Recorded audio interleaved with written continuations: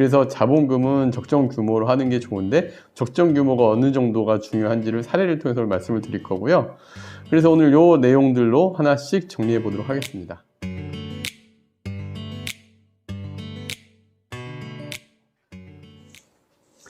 안녕하세요. 월세고수TV 최영식입니다. 네, 오늘은 부동산 임대사업 관련 법인 내용으로 준비해 주셨는데요. 네네. 어떤 내용으로 설명해 주실 건가요? 네, 일단 임대사업 저희가 이제 법인을 설립을 얘기를 많이 했잖아요. 근데 이제 법인으로서 투자할 때와 개인으로 투자할 때 차이는 그동안 많이 얘기해 드렸습니다.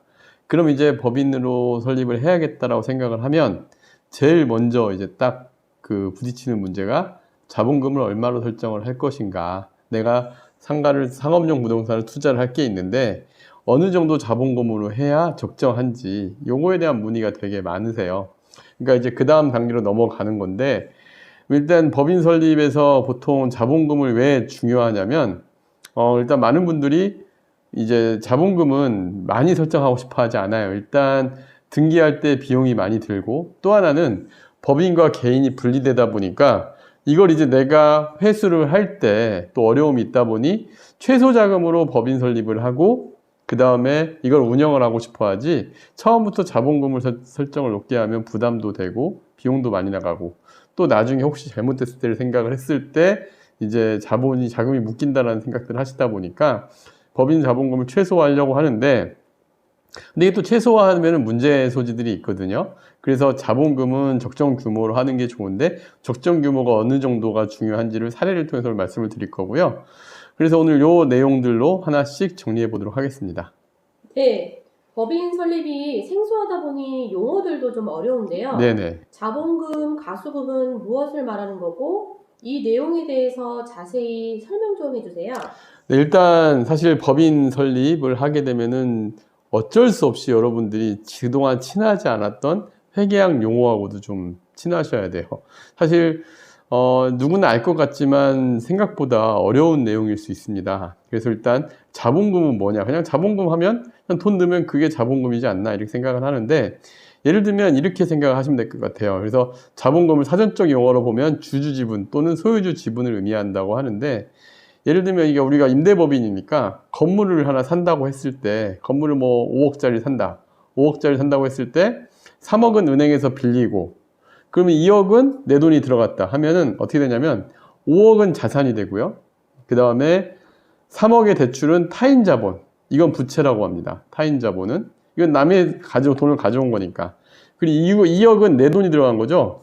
그러니까 전체 물건 중에 그 내 돈이 얼마 들어갔냐. 순수하게 자기 자본금이 얼마냐. 이게 이제 자본금을 의미하는 거고요. 가수금이라는 건 이런 겁니다. 아까 5억짜리 물건에서 일단은 내 돈을 가지고 투자를 한다 하더라도 이 법인 돈과 개인 돈은 분리가 돼 있잖아요. 근데 이 법인 돈이 아닌 개인 돈으로 빌려주면 이것도 남의 타인 자본이 되거든요. 근데 어떠한 목적을 정하지 않고 계정이 불분명하거나 거래가 완전히 종결되지 않은 상태의 계정 과목을 이제 가수금이라고 합니다. 그러니까 실제 현금 수입은 사전적 의미로 보면은 실제 현금 수입은 있었지만 거래의 내용이 불분명하거나 거래가 완전히 종결되지 않아서 계정 과목이나 금액이 미확정인 경우에 현금의 수입이 일시적인 그러니까 가상의 계정으로 만들어 놓은 거 이거를 가수금이라고 합니다.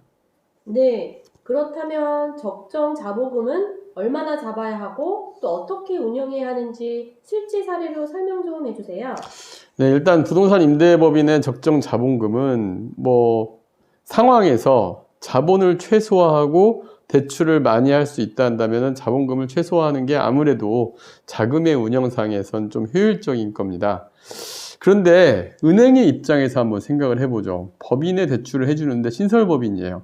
이 사람이 신용이라는 게 없잖아요. 그러면은 일단 이 법인에서 대출을 해줘야 될 때 그냥 무작정 대출을 해주진 않을 거예요. 여러분들이 신용대출하고 똑같은 건데 여러분들이 소득이 아무것도 없는데 은행에 가면 대출을 안 해주는 것처럼 이 법인도 신설법인이라고 한다면 과거의 매출 기록이나 아니면 그동안에 이익이 쌓인 게 없었기 때문에 이 법인을 평가를 할 때 신용도가 좋게 평가를 할 수는 없겠죠. 그래서 대출을 많이 못 해주는 경우들이 많은데, 다만 임대법인 같은 경우는 물건이 있기 때문에, 물건 담보대출이기 때문에 어느 정도 대출은 될 수 있습니다.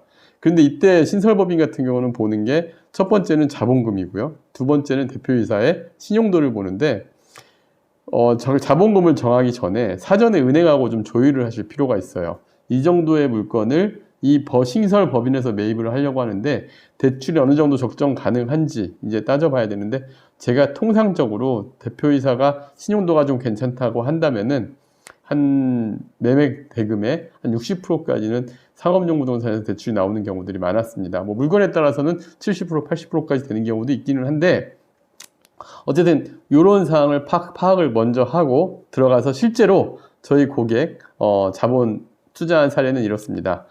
5억의 상가를 투자를 하는데 은행 대출이 3억이 나오는 걸로 측정이 됐었습니다. 그리고 보증금은 3,200에 임대가 맞춰져 있는 매물이었고요. 자, 그러면 5억짜리에 3,200이면 이걸 제가 이제 가상의 대차대조표를 만들어 본 케이스를 한번 보면서 말씀드릴게요. 상가 5억이면 부채는 내가 돈을 빌린 거죠. 은행 대출도 돈을 빌린 거예요. 그래서 3억 빌린 거고, 보증금은 어떨까요? 보증금도 임차인으로부터 내가 돈을 임시로 맡은 부채, 즉 돌려줘야 될 타인 자본금이죠. 3천만 원도 역시 부채로 들어갑니다. 그리고 내 자본금은 1억만 책정을 했어요. 1억만 책정을 하면 그러면 7천만 원의 자금이 비잖아요. 이것도 내 개인에서 법인에 빌려주는 거죠. 그거를 가수금 7천만 원 이렇게 잡을 수가 있습니다. 다만 이 가수금은 연말에 회계정산을 할 때 반드시 차입금으로 잡으셔야 돼요. 그래서 실제 그동안에는 임시 계정인 가수금 계정으로 있다가 연말에 이제 회계 기록을 할 때는 차입금으로 변경을 해야 되는 상황으로 가는데, 일단 가수금과 초기 자본금 이렇게 세팅이 가능하다는 거 여러분도 알고 계셔야 되고, 자본금을 책정을 할 때는 무조건 작게 잡는 게 능사는 아닙니다. 가능하면 내가 만약에 좀 더 오래 이 법인을 운영할 거고 좀 길게 본다 한다면은 그래도 매매가의 40% 정도는 최소 자본금을 잡는 게 낫지 않을까 싶고요. 왜냐하면 향후에 이제 내가 이 법인에서 물건을 늘려가거나 매출이 계속 기록된다 한다면은 증자라는 걸 해야 되는데, 이 법인은 이제 계속 가지고 계셔 보시면 아시겠지만 뭔가 행위를 하나 할 때마다 계속적인 비용이 발생을 해요. 증자를 할 때도 등기 비용이 발생하고 또 법무사 비용이 발생하고 이런 것들이 발생을 하거든요. 그러니까 처음에 좀 길게 본다 한다면 그래도 최소 한 40% 정도 물건 가격에 40% 정도는 자본금을 만들어 놓는 게 좋지 않을까라는 게 제 개인적으로 생각이 듭니다. 네, 그렇다면 빌려준 가수금의 이자는 어떻게 처리해야 하나요? 네, 일단 뭐든지 그 채권 채무가 발생을 하면 원칙적으로 이자가 발생을 해야 되죠. 그래서 임시계정인 가수금 그리고 차입금으로 됐을 때 대표이사가 직접 그 법인의 돈을 빌려준 경우잖아요. 이자가 없으면 사실 말이 안 되는 거지만 이 경우에 한해서는 이자가 없어도 무이자로 약정하고 처리하게 돼도 부당이득에 대한 문제는 발생하지 않습니다.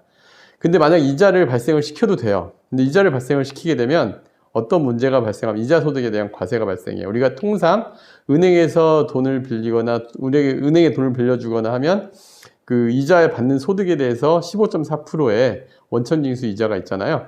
근데 이게 개인과 법인 간의 이자가 발생 시에는 이자 지급 금액의 25%를 이자 소득세 원천징수 해야 된다는 건 여러분들이 알고 계셔야 돼요. 그래서 소득이 또 발생을 하게 되기 때문에 굳이 이 부분을 이자 비용을 발생시키지 않고 무이자 약정을 하고 처리가 된다는 거 여러분이 알고 계셔도 좋을 것 같습니다. 그래서 법인과 개인의 자금이 분리되는 상황에서 이자 소득이 발생을 안 하는 게 오히려 낫지 않을까. 그리고 이 가수금은 언제든지 채권을 상환을 해도 돼요. 그러니까 내가 법인에 빌려줬다가 개인이 목돈이 필요할 때는 빌려준 돈에 대해서 상환받는 거는 관계가 없으니까 이렇게 약정 처리를 하시면 될 것 같습니다.